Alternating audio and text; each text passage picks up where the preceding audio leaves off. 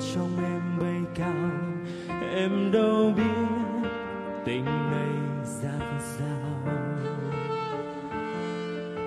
Phố xa thanh thang riêng ai về, mơ lúc vai kề, vẫn thấy miên man từng đêm những cơn mê. Nhẹ nhàng du trong đêm thâu, lung linh cơn mưa ngâu. Mưa gieo mãi làm gì giọt sâu, hỡi trái tim cô đơn lạc loài. Hãy nở nụ cười để thấy quanh em tình yêu vẫn có đôi. Đặt bàn tay lên khóe môi, chiếc hôn vẫn xa vời.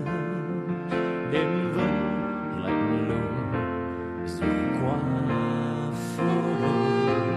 Người yêu ơi em biết không, vẫn say đắm trong lòng.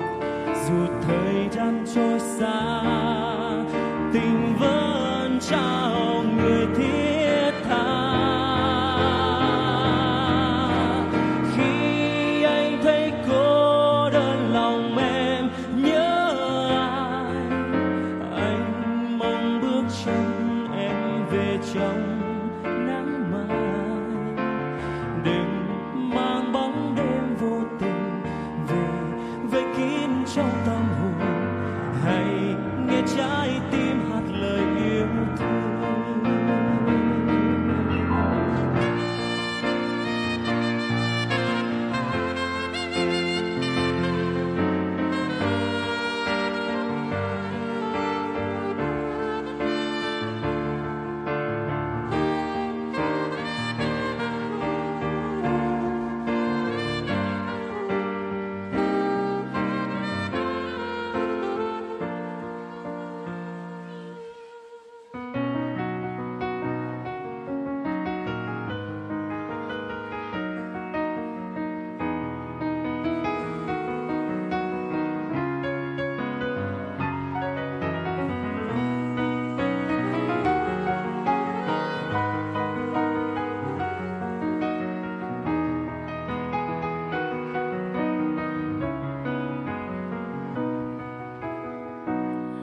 Tình hạt mưa long lanh xôn xao, để mộng mơ trong em bay cao.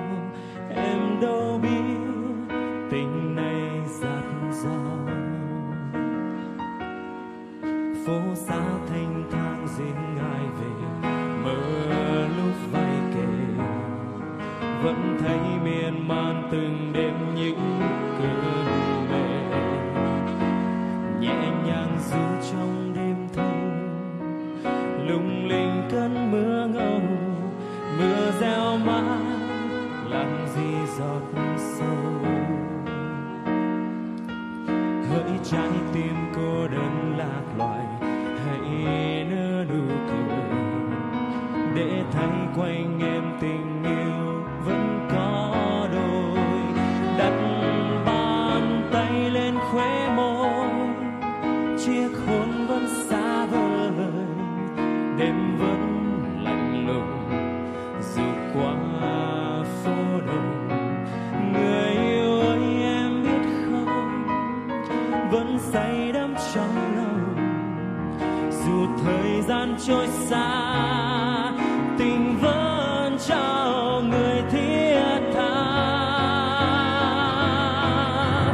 Khi em thấy cô đơn lòng em nhớ ai, anh mong bước chân em về trong nắng mai. Đừng mang bóng đêm vô tình về vây kín trong tâm hồn. Hãy nghe trái tim hát lời yêu thương. Khi em thấy cô đơn lòng em nhớ anh mong bước chân em về trong nắng mai. Đừng mang bóng đêm vô tình về vây kín trong tâm hồn. Hãy nghe trái tim hát lời yêu thương.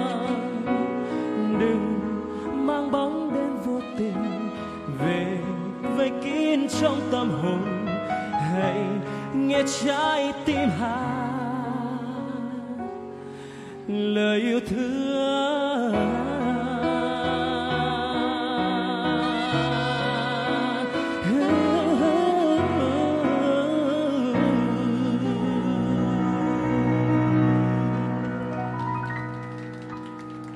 Một lần nữa xin cảm ơn những tràng pháo tay của quý vị rất nhiều. Và tiếp theo xin mời quý vị cùng thưởng thức giọng ca của nữ ca sĩ Ngọc Thủy.